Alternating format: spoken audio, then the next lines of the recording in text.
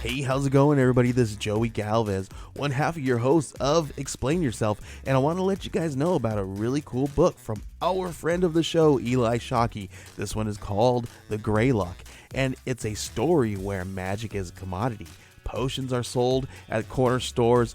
Orcs and dwarves earn a living in cubicles, not on the battlefields. But there are those who resist the house's magic's laws. Branded a criminal and forced to live as a wand for hire, there is a spell slinger they call the Greylock.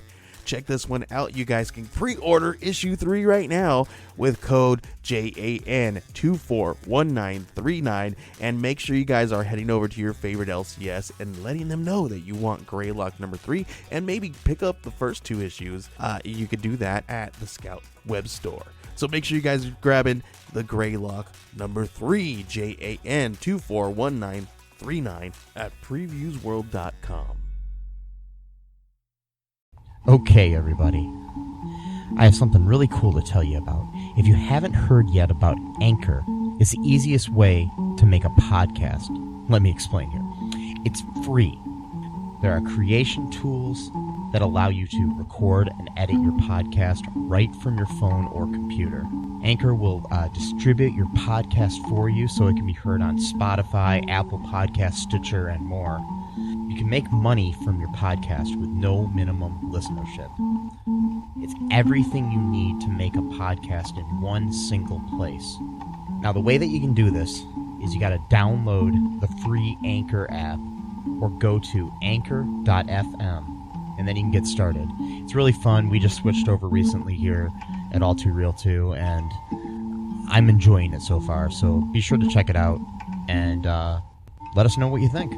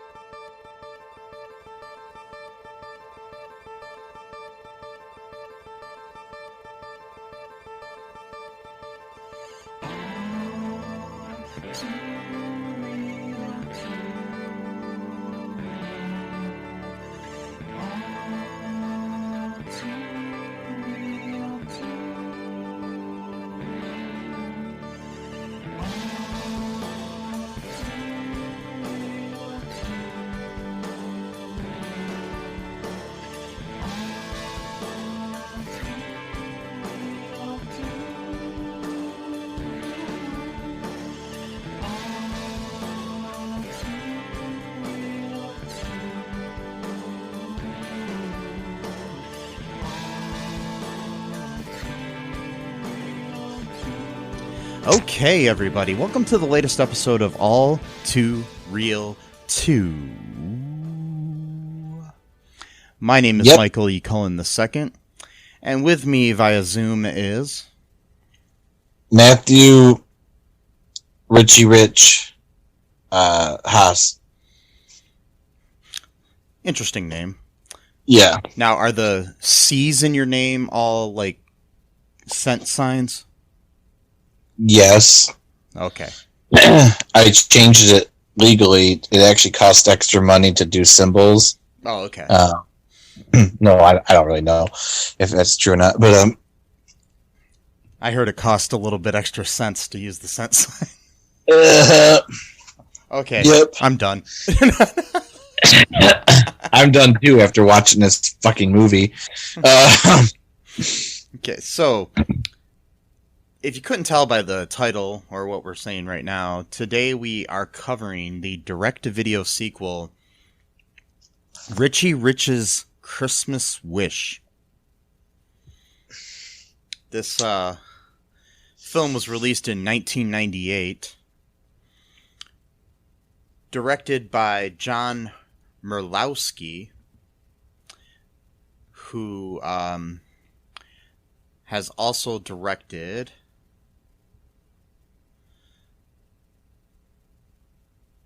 Everything. Yes, everything under the sun. No, he directed a movie called Santa with Muscles.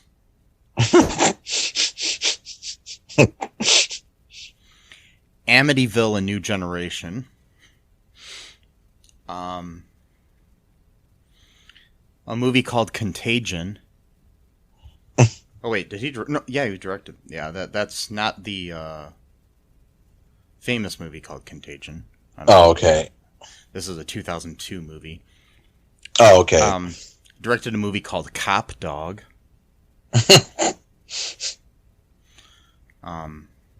TV movie called A Golden Christmas. Another movie called Christmas Mail. Sensing a theme on this a little bit. The last thing he did was a movie this year called Birth Mother's Betrayal. Which is a film about a woman who becomes suspicious when her adopted daughter's birth mother re-enters her life and starts to display increasingly erratic behavior. Okay, so I was just curious what the plot of that was. Alrighty, so that's the director.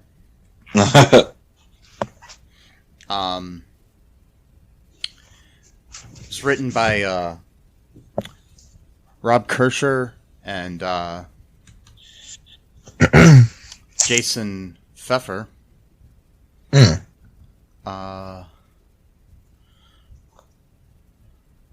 Rob wrote, the last thing he wrote was the direct-to-video sequel to War Games called War Games The Dead Code. Cool. He also wrote Turbulence 2, Fear of Flying.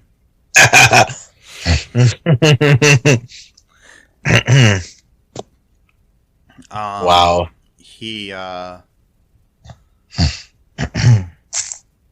wrote Carnosaur 3, Primal Species. These are all good candidates for future, movies. He also wrote Addams Family Reunion, which we will have for an upcoming episode. I think this one is going to air before that one, but we already recorded the Family Reunion. So yeah. He also wrote Casper Meets Wendy, another direct-to-video sequel. Yeah. It seemed he's wrote Blood Fist 4, Blood Fist 5, The Unborn 2, Caged Heat 2. Yeah, so looks like he's written a lot of direct-to-video sequels. A lot of stuff. Yeah. Jason Pfeffer, the other writer, has only written this movie. Oh, okay. Well, Yeah. That's happens. Yeah. He's done other film things, but that's the only movie he's written. Okay, so this movie it stars David Gallagher, who people know from Seventh Heaven. Oh, okay. Yeah. I was wondering where you knew him from. Yeah, I was, because I was yeah. He stars as Richie Rich. Mm-hmm. Eugene Levy stars as Professor Keenbean. Keen Curtis stars as Cadbury. Jake Richardson is Reggie Van Doe. Martin Mull and Leslie Ann Warren, both of whom appeared in the movie Clue, played the Rich, Mr. and Mrs. Rich, Richie's parents. Yeah. Yeah. They also play Britta Perry's parents in Community. Yes. Oh, they didn't they? Yes, that's season 6, episode 2. I forgot that it was both of them. I remembered Richard well, but they always seem to play together a lot for some reason. Is it? Are they married in real life, or is that just? I think they're just friends. Okay. Yeah.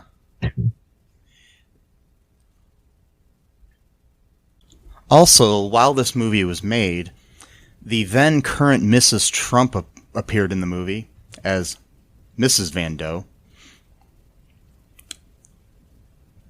Wait, what? Yes, the then current Mrs. Trump. Marla Maples. She Who played. did she play? She played Mrs. Van Doe. Who's that? That would be Reggie's mom.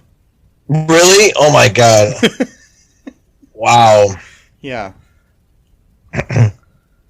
Which is okay. That's really interesting, considering that much of this movie is almost ripped off from Back to the Future 2, if you really think about it. So many of it, actually, so much of it. Like it's You got that and It's a Wonderful Life. Yeah, you got the mad scientist played by, of course, the brilliant Eugene Levy, and then you have. Well, we'll get to that. We'll get to the whole Reggie part later. But yeah, but this was shortly before she divorced Donald. Yeah, and Marla Maples, who also known as the mother to Tiffany Trump, the forgotten child. yeah, unfortunately. Yeah. Unfortunately or fortunately, depending on how you look at it. You know, I wouldn't want to be associated with that family, so maybe it's a good thing. Also, Gloria was played by Michelle Trachtenberg, who people may know from Buffy the Vampire Slayer and Euro Trip, among other things. Yeah, Richard Fancy played Mr. Van Doe. Also, Sergeant Mooney was played by Richard Reel, who is to be soon, hopefully, a future guest on our show. So, Wow. Yeah. I've been talking to him. We'll see what happens here soon.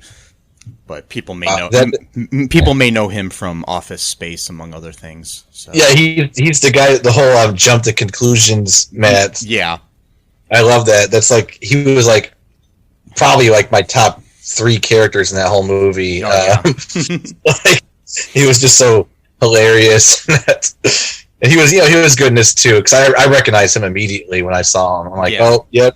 He's a great character actor in my opinion. This movie,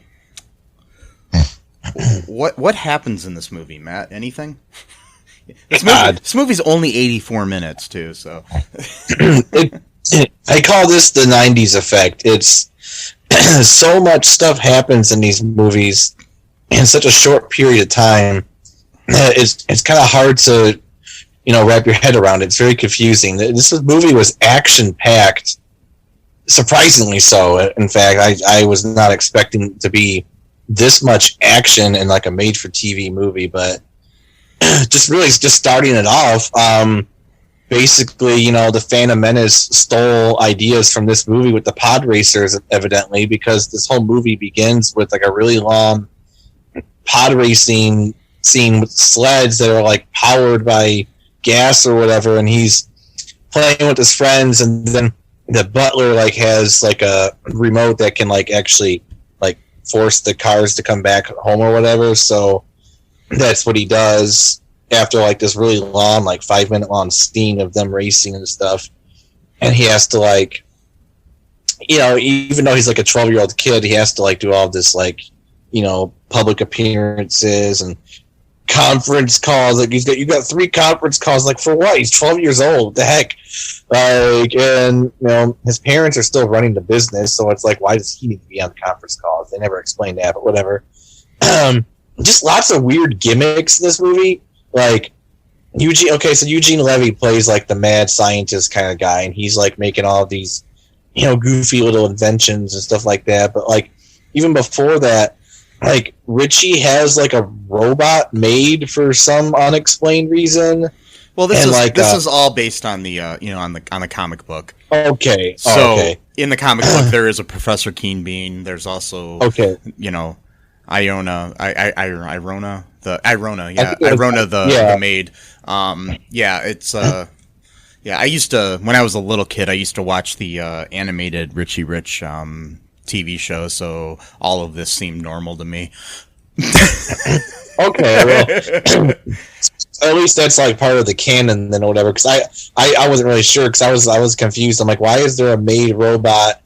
And then like there's like this weird fabricator machine that can change his clothes for him, but then that breaks down. But then there was also another fabricator. So potentially the Phantom Menace and Legends of Tomorrow stole stuff from this movie because the pod racing scene. Okay, this came out in 1998. Phantom Menace came out 1 year later. The Legends thing, they got a fabricator that like makes all your favorite food and stuff like that. Yeah, but that's kind of a trope, though. I mean, okay. Star Trek: The Next Generation had a replicator which did the same thing. Okay, so I didn't know that, so I'm kind of maybe basing my stuff on what I'm familiar with. No, I know. I was just letting you know that that's kind of a trope. Okay, it would be cool. I mean, if we can make something like that, that'd be awesome. But just buy one piece of food and just keep replicating it for eternity. There you go. I know. You just save a lot of money that way. But so anyway, he's doing what he's supposed to do and stuff, and they got like this get together with I guess Reggie's his cousin technically, according to Wikipedia at least. I'm not sure. I don't know if that's true. I think somebody just wrote that. Okay, it seemed like the person who wrote it was like joking around because like the way they wrote it was like almost like they were being sarcastic, kind of. Yeah, because I don't think in canon he is his cousin. I think he's just another rich kid in town. Yeah, basically, like that's what happens. You basically associate with other rich families and stuff like that to make connections and stuff like that. So that's and this scene right here kind of like shows the differences between the characters, which is important for the rest of the movie because Reggie's parents are like really callous. Like he's talking, to Mr. Rich about like, oh yeah, we just shut down the factory yesterday or whatever. It was becoming too much of a, like the profit margins were terrible or whatever.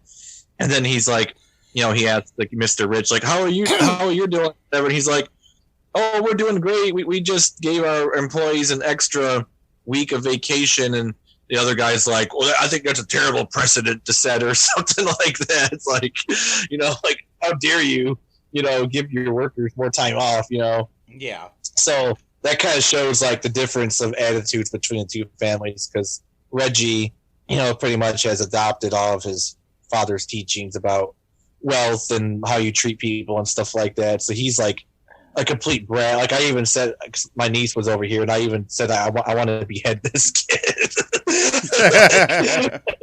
Just straight up murder this child because he's treating the adults like shit. And at one point, Richie actually puts hot because he was complaining about his tea not having cream in it.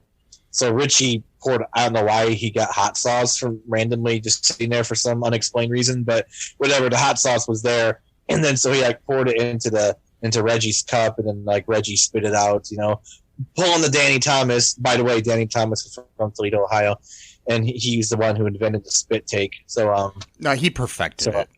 Perfected it. Yeah. I don't know if he invented it. Okay.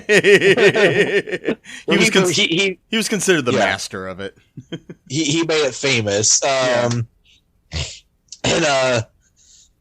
so basically, what happens after this is Richie's supposed to deliver a bunch of Christmas presents to like an orphanage, and Reggie finds that remote that what's his name, Cadbury, the butler. Yeah.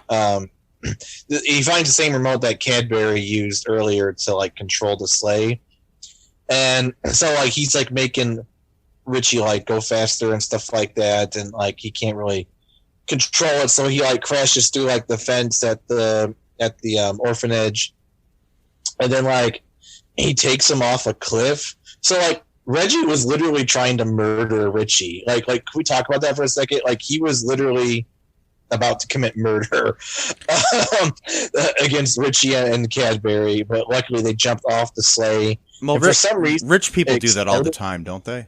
Well, yeah. According to the QAnon, the elites are doing satanic rituals, and who knows? Maybe in the cutscenes, Reggie was going to be sacrificed later on. So, and have his brain juice harvested. That's in the sequel. Yeah, it's in part 3. Richie Rich's satanic sacrifice. It's It's somehow a rated R movie for kids. It's Richie's all grown up, and his hobbies have gotten more extreme. Yeah. And his only goal in life is to sacrifice Reggie to Satan. No, wait. What the hell? Yes. Yeah, for some reason that the vault presents explode in like some of the worst special effects I've seen in my life. Granted, it was 1998, and the effects looked like they were from like 1984. I'm just saying. Yeah. Well, this is typical Saban Entertainment effects. I mean, they're the same ones that produced the Power Rangers and stuff like that. So okay, yeah. So anyway, that's the start of it. What do you think happens after that?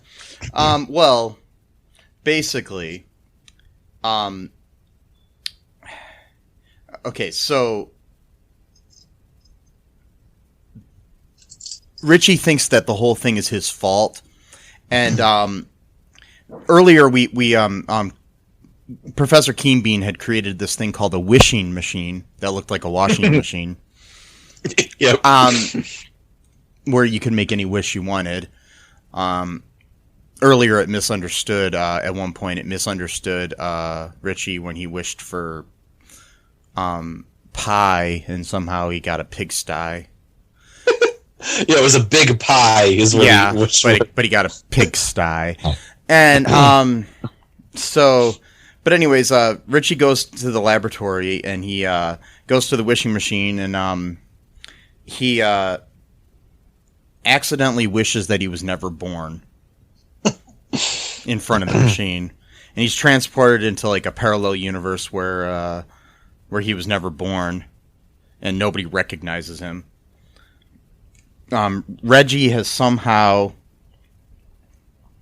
become Richard and Regina Rich's son now. Somehow they became his like guardians or something. And he like sued to like divorce his parents, and they got stuck like working at the museum or something. And and in this whole world, because like this is basically It's a Wonderful Life in a way, you know. Because the whole, I wish I was never born, the world would have been better without me sort of thing.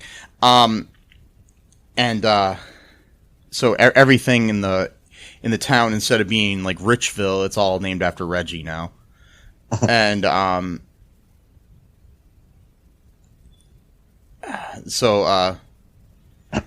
basically his parents don't recognize him, but somehow his dog Dollar does.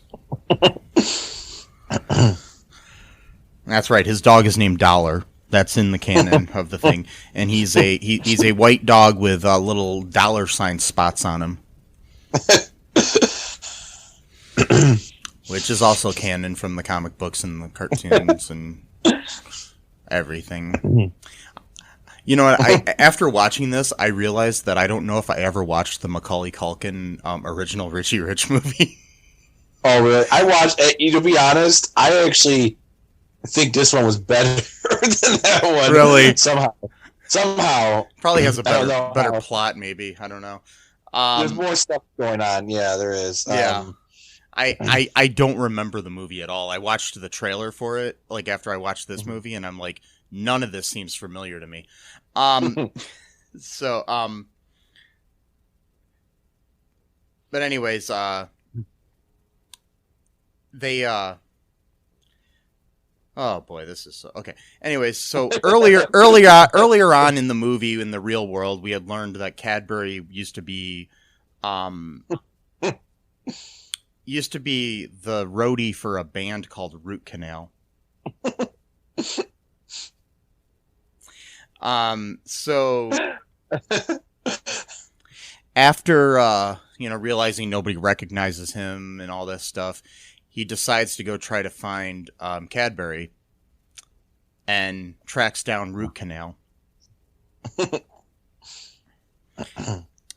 Which, by the way, I'm going to start a band tomorrow called Root Canal. So if anybody wants to join, just message me and let me know.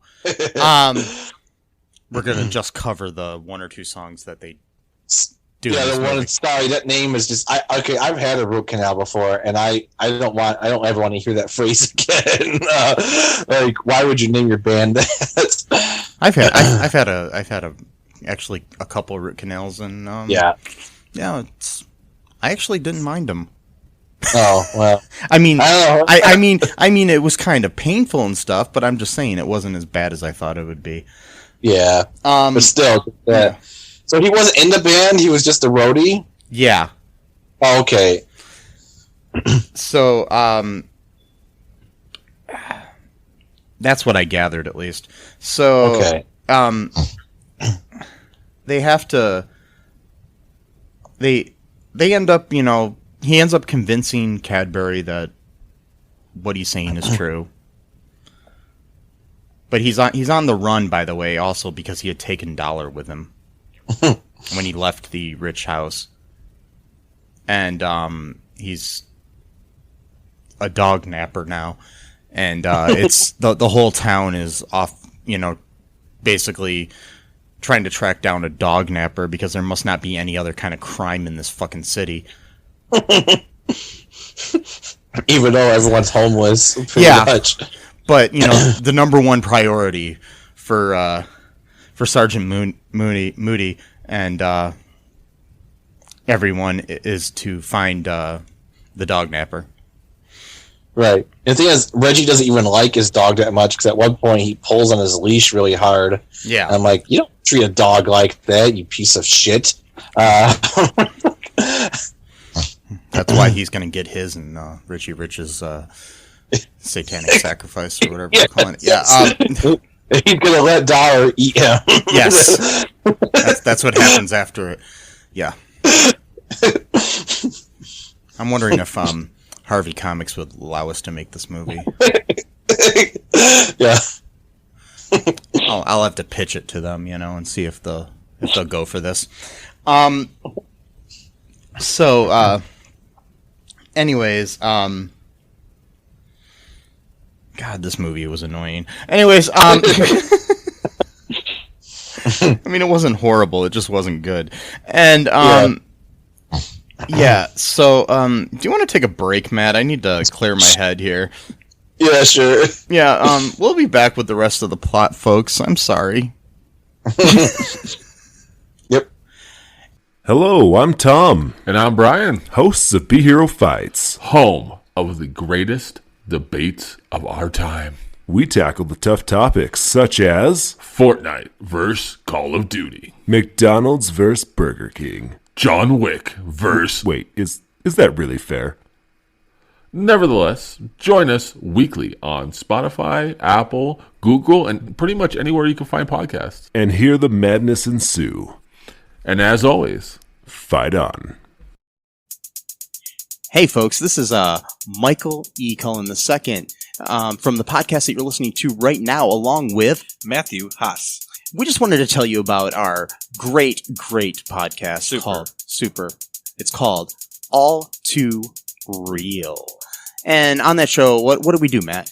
We watch biopics and then we talk about whether or not the movie matched up with the real story or not. So It was a lot more exciting than that, though. Yeah, so we analyze the real story and the real story. Get it? Get it? Real. Yeah, they're spelled differently, Yeah. folks. You can guess which one I said which way. Uh-huh. Anyways, so sometimes we have guests, sometimes we don't.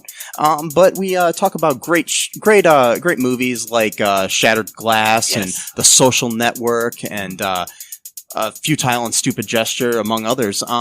Those are some of the ones that we've covered so far, and we're going to cover a lot more. So please subscribe on Stitcher, Apple Podcasts, Google Podcasts, wherever you find your great, fun podcasts. And be sure to share it with your friends. Do it. Do it. Do it. And make sure you're not afraid to get all too real. Bye-bye. And we are Back. indeed. So, okay, Richie, he's the main star of this movie. Yep. Okay, he all right, like I said, he found Cadbury, who was still part of Root Canal. And then they later find Keen Bean, who has a laboratory of his own called Keen Bean's World of Wonders.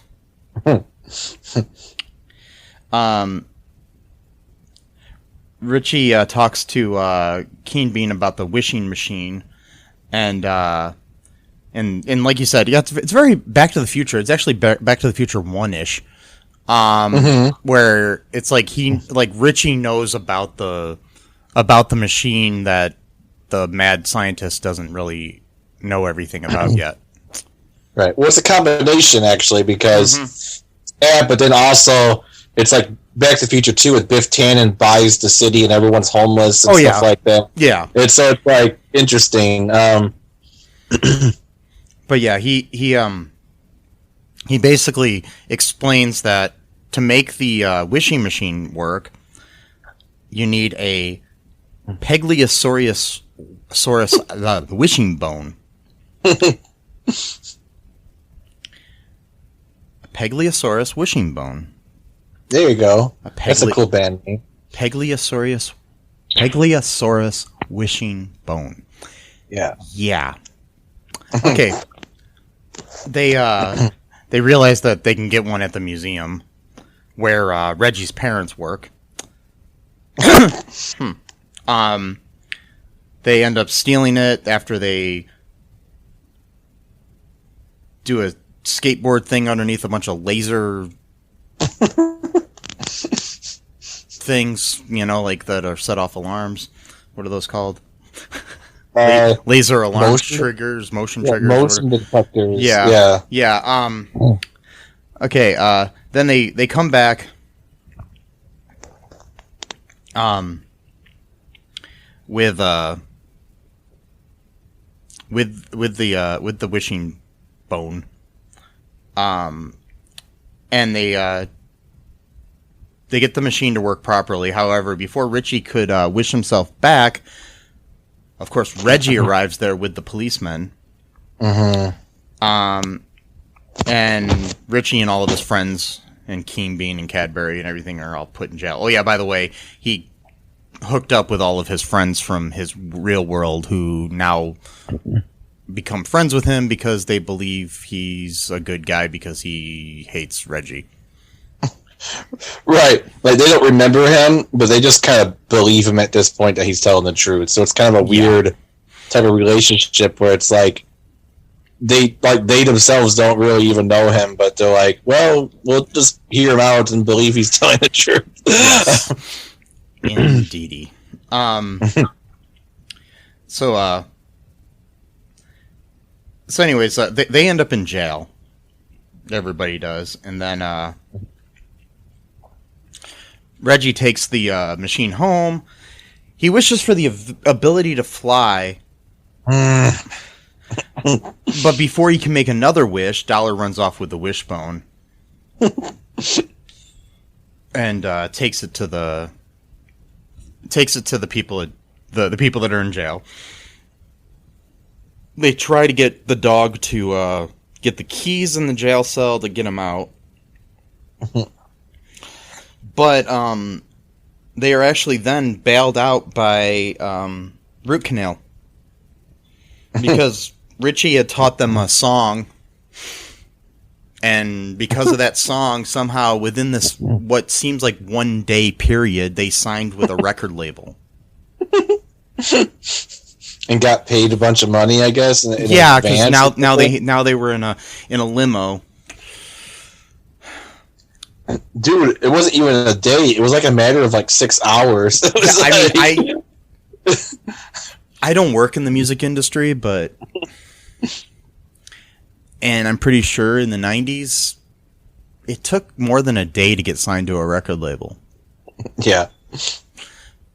But what do I know? Sorry, go ahead. I was just going to say, if anybody out there knows of any instance where somebody got signed to a record label like in less than a day, let me know. Yeah, give us a call or whatever. Yeah. No, I'll just say really quick. There was also another 90s trope, but also more of an 80s and 70s, but in the 90s it wasn't as bad, but it was still kind of lingering.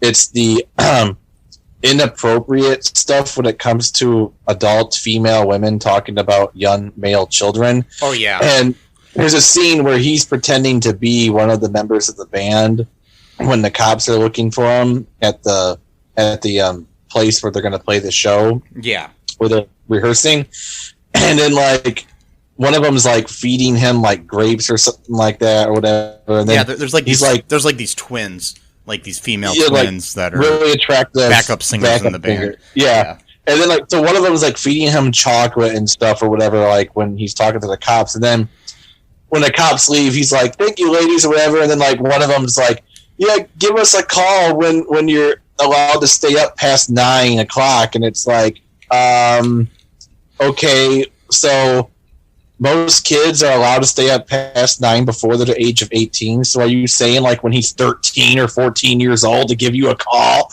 Like what? Well, we'll find out in the sequel. And yeah, because they're actually his partners now in the satanic rituals. So because it requires twins in order to make it more successful of a spell. So yes. Yes, that is the best plot point of the whole movie. Anyways, oh god. So okay, so anyways, they get bailed out by root canal. And they rush to Reggie's house, and while he is still sleeping, Richie tries to wish himself back. However, they find that the machine is no longer working, as Reggie had kicked it in anger earlier. While barely kicked it. So then Keen Bean is trying to fix it. Reggie wakes up and comes flying in because he's still floating and whatnot. He gets attacked by Richie and his friends, and like thrown into the wall through a painting of himself.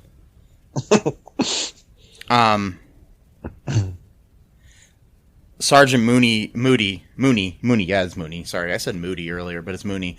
Sergeant Mooney refuses to work for him because Reggie had decided earlier to cancel Christmas, which I didn't know you could do, even if you are the leader of a town or mayor or whatever the fuck you are.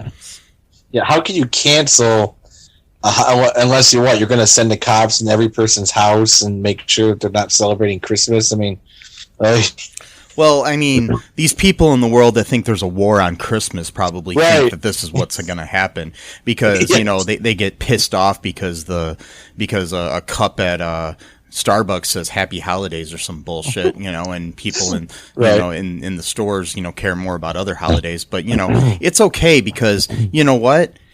It's wrong to say Black Lives Matter, but you have to say Merry Christmas because all lives matter, but only Christmas matters and not other holidays. Yes.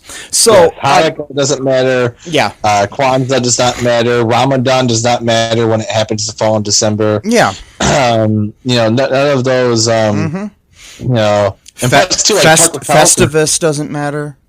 No, does not. Like Carlson said, he said that liberals are going to force you to drink Starbucks from now on if Joe Biden's president. And of course, that's a double insult because not only are you going to be forced to drink Starbucks, but you're going to have to force to see the Happy Holidays cups that are rubbing it in your nose. You have to drink our coffee, and we won't say Merry Christmas to you. Yes, we won the culture war against the oppressed Christians of America. We're actually the most privileged group in the entire country. Anyway, so this hasn't happened already because I've been forced every day to drink Starbucks. Mm-hmm. I have a guy come to my house every morning, and he just shoves it down my throat. It's the weirdest thing. Yeah, he's just like here, drink this cafe mocha with caramel, and well, there you go. That's how Joe Biden's going to do a job creations program. Is that so many people are going to be hired in as like the Starbucks enforcers, and they got to go from house to house or apartment to apartment to make sure everyone's drinking your Starbucks for the day. So that's millions of jobs right there. And then he forces me to use weird sizes like Venti, and yeah, exactly. He's like, what size shirt are you wearing? And I was like, it's a Vente shirt. It's a Vente shirt.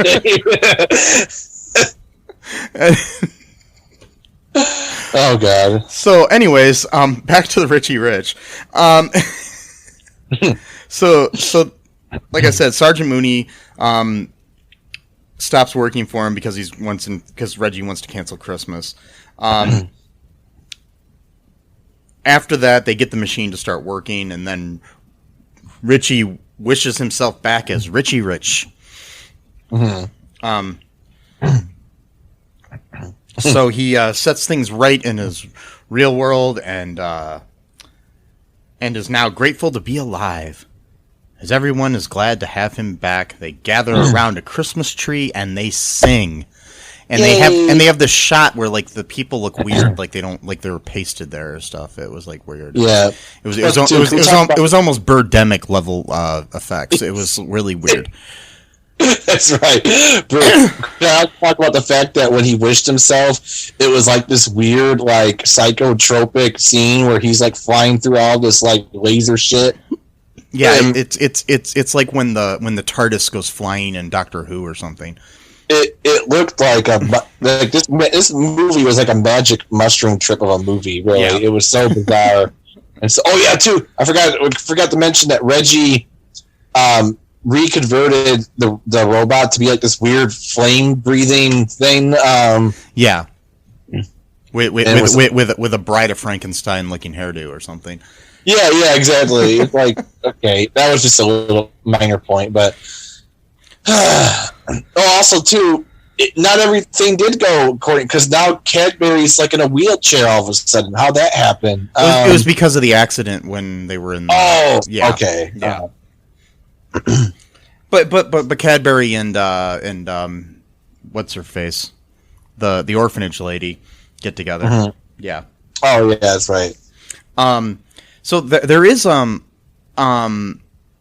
depending on which version people watched, if they watched this before listening to this, there's the extended TV ending, which Reggie is caught red-handed by his parents with his actions against Richie, and Reggie's parents make him apologize for the trouble he caused to Richie, admitting that he was the one who took control of the sleigh and ruined the event. Richie realizes that it wasn't his fault, and he made the wish for nothing. And then Reggie and Richie forgive each other. Okay. Yeah. Well, sorry, but Reggie's the only culprit in this situation. I know. So yeah, that's what happens in that version. And just so, I mean, if people, I probably should have said this at the beginning before we started talking, but you know, if you listen to this and you hadn't watched it yet, it's on Disney Plus. It's also on YouTube for free. That's uploaded by somebody too. So, that's right. That's what I watched, because I forgot it was on Disney Plus, so I watched it on YouTube. Oh. Like a shitty quality version. Hey, but that's fine, because that kind of gave me a taste of how the movie was going to be. So. Yeah, I watched it on Disney Plus. But the you know, and then it automatically right afterwards started playing Home Alone. So wait, not Home Alone 4? No, because that's not on Disney Plus yet. So, oh, okay. Yeah. Which I don't know why it's not, because it is owned by Disney, the movie. So yeah. Huh. And neither is Home Alone 5. So right. Yeah. So yeah, who knows? I think that's interesting, is that Home Alone 1, 2, and 4 are about Kevin McAllister, but Home Alone 4 is played by a different actor. But then Home Alone 3 and 5 are different families and kids all together. Yeah. It's interesting. We need to, in the future, sometime cover 5 for the podcast. Yeah, I'd like to do that, yeah. Which I do believe that's up on YouTube as well. Okay. So, but, anyways, do you want to take another break here, Matt? And then we'll come back and we'll talk about some trivia and some reviews about the movie. Sure. Okay, we'll be right back. Mm-hmm. Hi, folks. This is Michael E. Cullen II from the podcast that you're listening to right now, along with Manager Matthew Haas. You got promoted? Yes. Damn it. Okay, anyways, folks, do you like the show Superstore? Well, I don't know. I asked the folks and nobody's answering me. because they're not here. Oh, but we love damn it. Yeah, we love it, though. Okay, folks, if you like it as much as we do, you're really going to like the Super Story podcast, which is a podcast where Matthew and I go episode by episode and give our little opinions and thoughts on it. Sometimes we have guests, sometimes we don't. Just depends on how we're feeling. Yeah. And, so if you like this podcast and like our little crazy banter, then you should definitely check this out. Or I might get sad. And when I get sad, it gets pretty sad. yeah, So I can't deal with him when he's sad. no one can really. So Yeah. So check out Super Story Podcast right here where you get this podcast, Super Story Podcast. Do you have dreams that you want to achieve but are scared to do so due to self-doubt, fear, and other people's criticism? I have just what you need. You need a dose of the Living the Dream with Curveball podcast, where I interview guests that will motivate and inspire you to stop at nothing to achieve your dreams. And always remember, if you believe, you can achieve.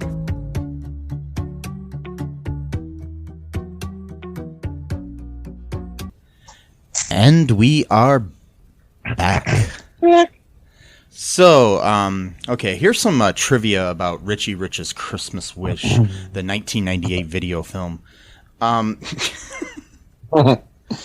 Okay, like I said before, Martin Mull and Leslie Ann Warren had previously worked together in the movie Clue as Colonel Mustard and Miss Scarlet, respectively, and then went on to work on Community, as Matt pointed out, too, as Britta's parents. This was Keen Curtis who played Cadbury, his final acting role before his death on October 13th, 2002, at the age of 79.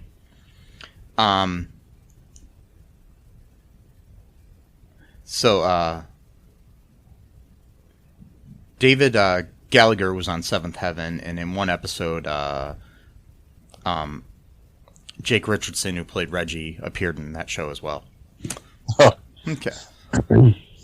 Wow. So, let's see here.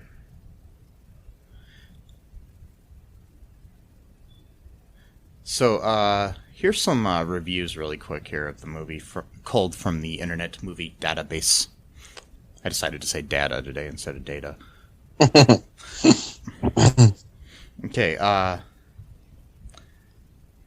here's a 1 out of 10 review. The headline is Black Christmas. This is from Writerman GP. This is written on July 28th of 2002, which is the perfect time of year to watch this movie. In July. Okay. This is the worst movie I ever remember seeing. I've seen some pretty bad ones in my time. Believe me, the acting isn't just bad, it's abysmal. And then it just says ludicrous. And I don't know if he's just, a fan of the rapper or... Oh, wait, no, it's spelled different. Okay, it's like the makers tried to make this film so it would be awful and boring and silly as humanly possible. Culkin's Rich isn't great, but it's a heck of a lot better than this dreck. The people who made this ought to be banned from the film industry. The only reason this could have been made was for money. Isn't any movie... Exactly. And he says, "Don't let it steal yours!" Exclamation point. Avoid this movie like a disease. Why? Because it sucks like a black hole. Okay. Yeah. Okay. Well, yeah. As it turns out, most people don't avoid diseases these days, so, Exactly. The analogy doesn't really work anymore. Avoid it like the plague. Well, no one avoids the plague anymore, so... Exactly. Same. So,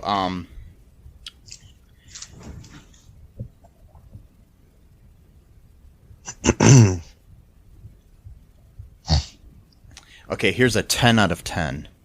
Oh, okay. Okay. David Gallagher is so cute. This is written by @80 on November 24th of 2002. Okay. Near Thanksgiving. Yeah. Yep. The movie's only moderate, but I like to show it to my kids. No violence. Wait. No violence? There's plenty of fucking violence in this movie. Yeah. Define violence here, people. Okay, Reggie literally tried to murder Richie and Cadbury. Exactly. Nice plot and captures the Christmas atmosphere. And David Gallagher definitely looks cute in a ski bib overalls. I remember my youth every time I see this movie. Okay, I just want to point out this movie. This review was like 4 years after the movie came out. Right. And my youth.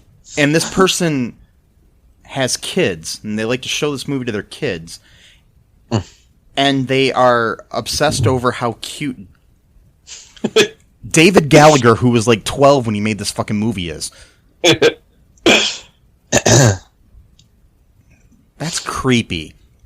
Well, maybe the person was like 16 when, or maybe they were like 14 when it came out, and then they're 18. Then they had kids really young. I don't know. Yeah.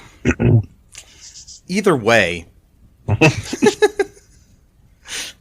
it's just weird because David Gallagher was still a teenager when in 2002, I believe. So yeah. Anyways, I don't know. Just seems weird to me. Yep. Okay, here is an 8 out of 10. Written by Guitar 8 on November 4th of 2007. Oh, November again. Yes. The headline is, Jake Richardson stole the movie with his really bad moods. It's not often that a villain steals the performance. Besides Margaret Hamilton, the Wicked Witch of the West in Wizard of Oz, Jake Richardson falls into that category. He plays the bratty Reggie Van Doe, who threatens to be in a really bad mood if he doesn't get his way. Maybe he should have dated Veruca Salt from Willy Wonka. All in all, this holiday movie is awesome, and David Gallagher did a better job than Macaulay Culkin in the title role. Glad that Jake and David also did a Seventh Heaven episode where Jake played a bad boy who had a gun. Maybe he should have told Simon to break up with his girl or he'd get into a really bad mood. So let me get this straight. They are trying to say that his performance as Reggie Van Doe, no offense to Jake Richardson, he did do a decent job in this movie, but they're trying to say it's on par with one of the greatest villains in cinema history. Yep.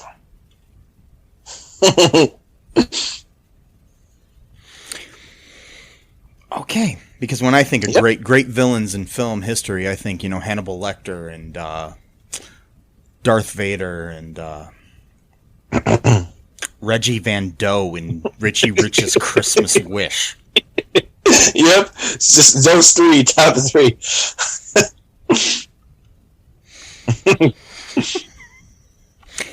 Yep. Yep. Yep.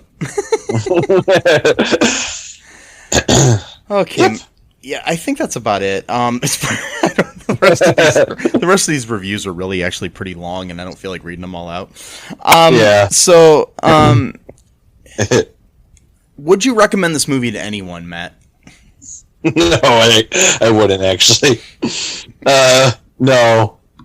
I watched it patiently tonight or earlier, but I don't know. It's not even one of those movies where you can really make fun of while you're watching it. I mean, yeah, I mean, we're doing it now because we're used to doing this, but I don't know.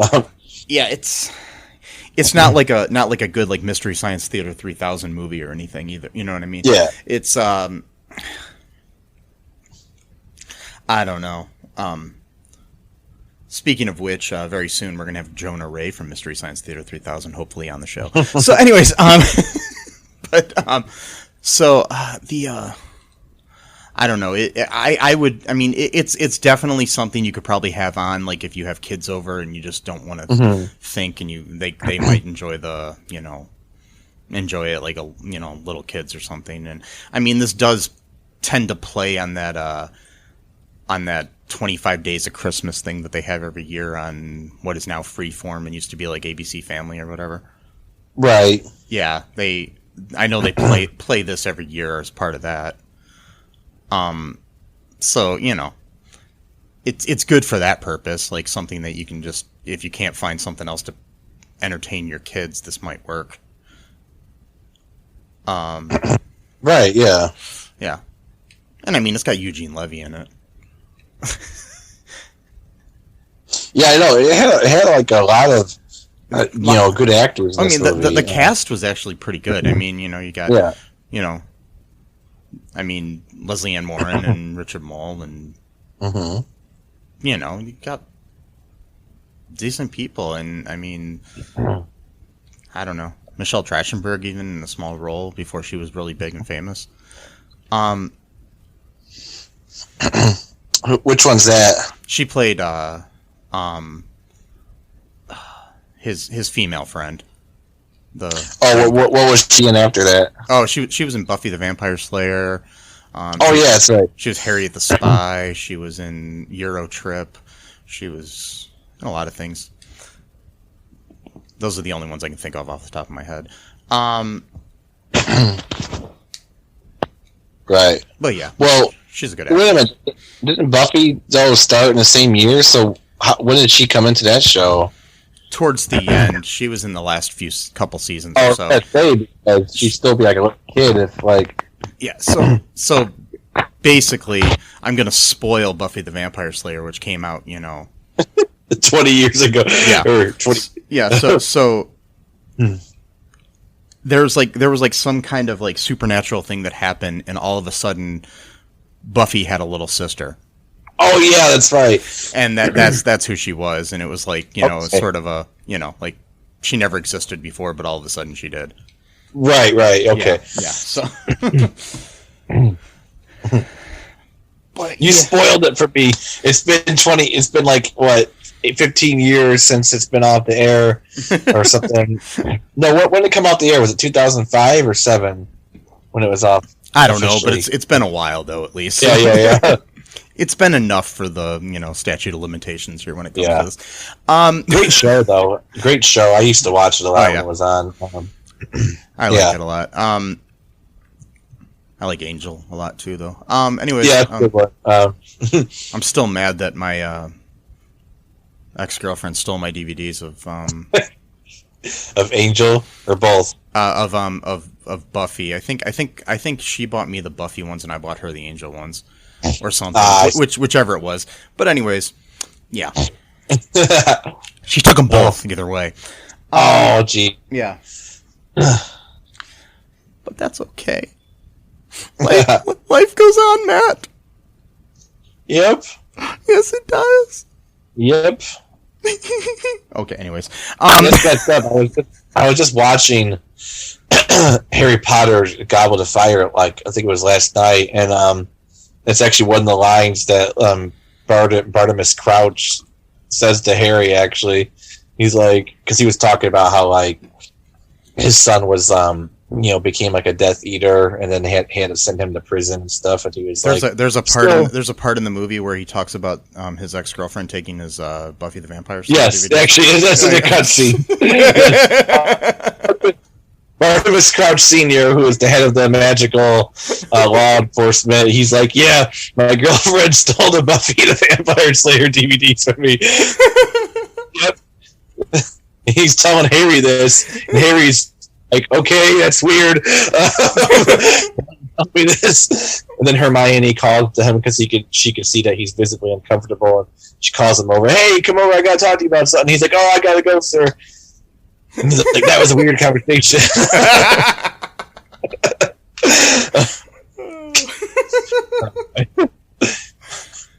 Oh God!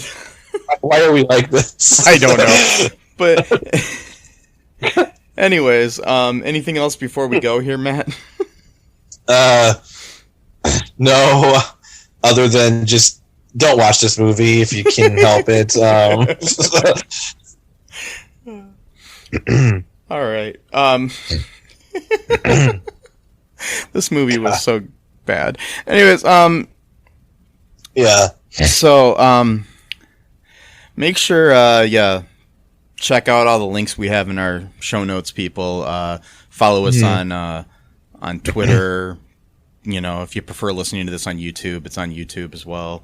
If you want to give us, you know, any kind of donations or money or anything, we got a Patreon. We've got a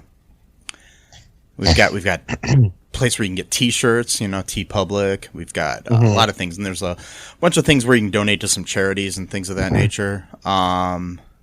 Yeah, and pretty soon, it's not happening yet by the time this happens, but look for the future. We'll have a link to, we're setting up a charity. Me and some of my friends are setting up a charity for scholarship to college for filmmakers in honor of our friend Jamal Wallace Knight. So, yeah, once that happens, I'll definitely link that in the show notes, but follow us on Facebook and everywhere else, and I'll get that info.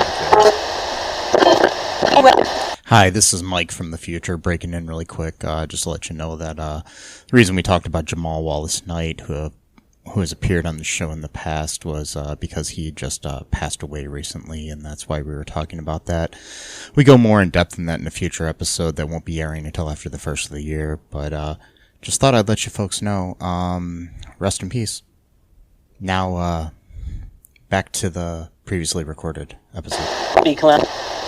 Well, I just recently uploaded my music, volume 5 of my music compilations, where I just kind of put some, you know, just some cool video clips and stuff to my music to kind of make it a little bit more interactive and stuff like that. And I also dedicated that to Jamal's memory as well. I almost felt weird doing it for this movie because it's such a piece of shit movie. I was like, I don't know, respectful to, you know.